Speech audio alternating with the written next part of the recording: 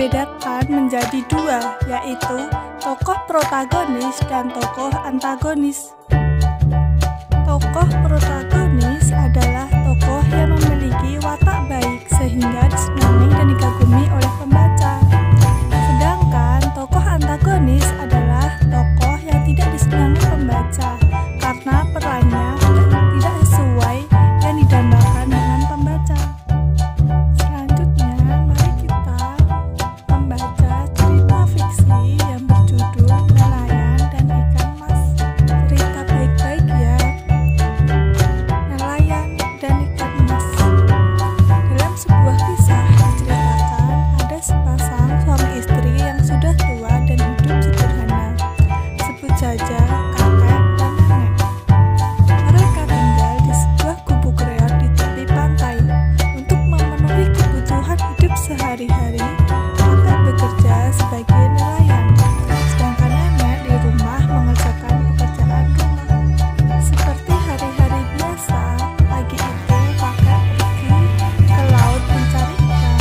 Kakek mencari ikan menggunakan jala. Hampir seharian kakek menjala, tetapi kakek belum juga mendapat ikan. Hingga akhirnya jala kakek bergerak kencang. Kakek segera mengangkat jalanya. Ternyata kakek mendapatkan seekor ikan mas kecil. Langkah terkejutnya kakek saat memegang ikan mas terdengar suara layaknya manusia. Ternyata ikan mas kecil tangkapan kakek bisa berbicara. Ikan mas minta tolong kepada kakek untuk dilepas kembali ke laut. Sebagai imbalannya, ikan mas akan memenuhi segala permintaan kakek. Lalu kakek pulang ke rumah dan menceritakan kejadiannya kepada nenek. Mendengar cerita kakek, nenek marah karena kakek tidak meminta apapun dari ikan mas. Padahal hidup mereka serba kekurangan, bak cucian lapuk, dan tinggal di gubuk reot. Kemudian nenek menyuruh kakek kembali ke laut dan mengajukan permintaan kepada ikan mas. Nenek menginginkan bak cucian yang baru. Sungguh ajaib, dalam waktu sekejap sudah ada bak cucian baru di depan rumah. Keajaiban itu ternyata tidak membuat nenek bersyukur. Sebaliknya, nenek semakin serakah. Lalu, nenek menyuruh kakek untuk pergi ke laut dan meminta permintaan kepada ikan mas untuk mengubah gubuk reotnya menjadi rumah baru. Sang nenek masih saja tidak puas dengan rumah barunya. Banyak permintaan yang nenek ajukan, mulai dari istana, menjadi pengusaha, gubernur, dan menjadi ratu. Mas pun berkata, "Dasar manusia serakah, berani meminta lebih." Akhirnya, ketika kakek pulang ke rumahnya, dia tidak lagi melihat istana. Dia hanya melihat gubuk reot dan beberapa kayu lampunya. Sementara nenek nampak lagi melamun memandangi bak cucian lapuk seperti sedia kala. Kesalahan atas keserakahan nenek tiada temu.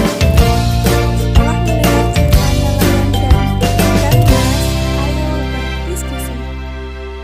Soal pertama, siapakah tokoh utama dalam cerita berjudul Nelayan dan Ikan Mas? Yang adalah kakek dan ikan mas. Yang kedua, siapakah tokoh pembantu atau tambahan dalam cerita tersebut? Yang adalah nenek. Soal ketiga, siapakah tokoh protagonis dalam cerita tersebut? Banyak kakek dan ikan mas.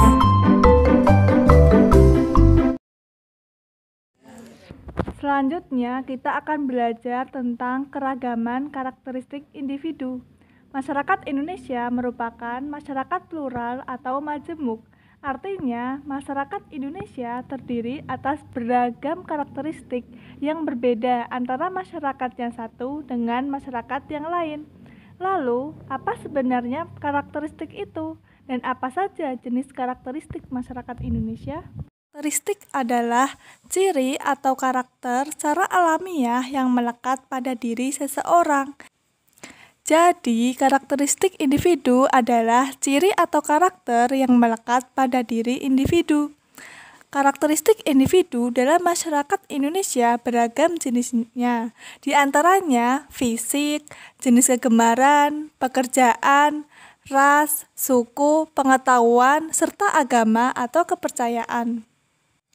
Keberagaman karakteristik masyarakat Indonesia merupakan kekayaan khasanah budaya bangsa yang dapat memperkukuh persatuan dan kesatuan Indonesia. Lalu, bagaimana cara kita menghadapi karakteristik masyarakat Indonesia? Kita sebagai warga negara Indonesia hendaknya saling menghormati perbedaan karakteristik antar masyarakat. Banyak manfaat atas keragaman karakteristik masyarakat Indonesia. Di antaranya, yang pertama adalah dapat belajar saling menghargai karakter setiap individu. Yang kedua, belajar bersosialisasi. Yang ketiga, belajar toleransi. Yang keempat, saling melengkapi sesama individu. Yang kelima, hidup rukun dalam masyarakat. Nah, kita akan belajar mengenai pekerjaan. Pekerjaan merupakan salah satu jenis karakteristik individu dalam masyarakat. Misalnya, petani merupakan pekerjaan mayoritas bangsa Indonesia sebagai negara agraris. Nelayan, pekerjaan yang ditekuni oleh masyarakat di daerah pantai. Beragam pekerjaan dalam masyarakat. Pekerjaan ditekuni masyarakat sesuai dengan kondisi lingkungan alam sekitar. Pekerjaan sendiri merupakan salah satu bentuk kegiatan ekonomi. Kegiatan ekonomi adalah semua kegiatan yang dilakukan oleh manusia untuk memenuhi kebutuhan hidupnya. Pada dasarnya, pekerjaan dibedakan menjadi dua, yaitu pekerjaan yang menghasilkan barang dan pekerjaan yang menghasilkan jasa. Pekerjaan yang menghasilkan barang adalah pekerjaan yang menghasilkan suatu barang yang bisa dipergunakan oleh seseorang. Contohnya, petani menghasilkan padi dan jagung, nelayan menghasilkan ikan, peternak menghasilkan daging, susu atau wool, dan pekerjaan lainnya.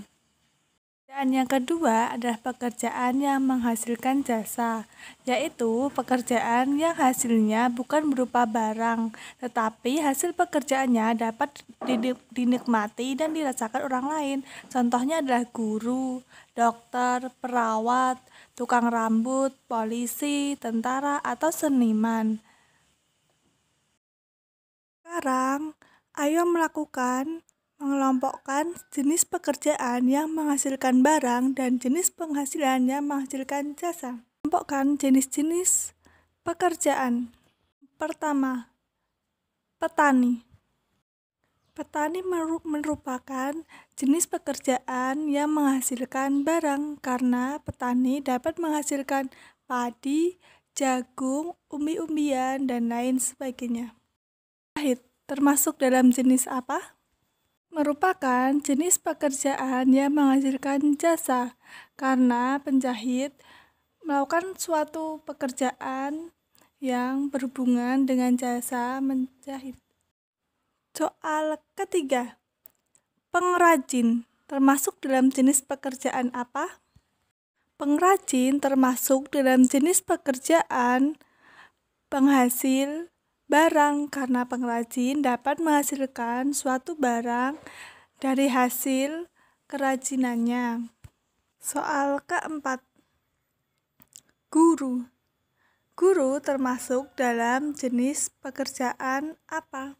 Jawabannya, guru termasuk jenis pekerjaan yang menghasilkan jasa karena wujud dari pekerjaannya tidak dapat dilihat secara langsung, tapi dapat dirasakan oleh siswa yang dididik oleh guru tersebut. Hasilnya, siswa akan menjadi lebih pandai dan pintar, mengetahui banyak hal yang sebelumnya belum diketahui oleh siswa. Untuk lebih jelasnya, mari kita pelajari perbedaan antara barang dan jasa. Yang ciri-ciri barang yang pertama adalah produk berwujud, sedangkan jasa produk tidak berwujud. Barang, produk bisa dijual kembali, sedangkan jasa sulit dijual kembali. Barang, produk bisa disimpan, sedangkan jasa, produk jasa tidak bisa disimpan. Barang, produksi berpisah dengan konsumsi. Jasa, produksi, dan konsumsi bisa secara simultan. Barang, aspek mutu mudah diukur, sedangkan jasa, banyak aspek mutu sulit diukur. Barang, penjualan terpisah dengan produksi, sedangkan jasa, penjualan menjadi bagian dari produksi. Barang, produksi bisa diangkut, sedangkan jasa, interaksi pelanggan tinggi. Fasilitas penting untuk biaya, sedangkan jasa, fasilitas penting untuk kontak pelanggan. Barang, mudah melakukan otomatisasi, sedangkan jasa, sulit untuk melakukan otomatisasi. Barang, penerimaan dihasilkan dari produk. Jasa, penerimaan dihasilkan dari kumpulan jasa. Berikut adalah contoh pekerjaan penghasil jasa.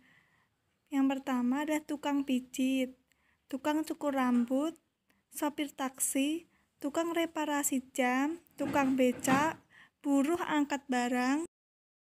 Contoh lainnya adalah sopir, mekanik, tukang servis, salon, guru, dokter, dan lain sebagainya. Sedangkan contoh lain dari pekerjaan yang menghasilkan barang adalah pengrajin, petani, nelayan, penjahit, pedagang makanan, dan karyawan pabrik. Demikian pembelajaran kita pada kali ini. Semoga kita dapat berjumpa kembali pada pertemuan pembelajaran berikutnya. Terima kasih. Wassalamualaikum warahmatullahi wabarakatuh.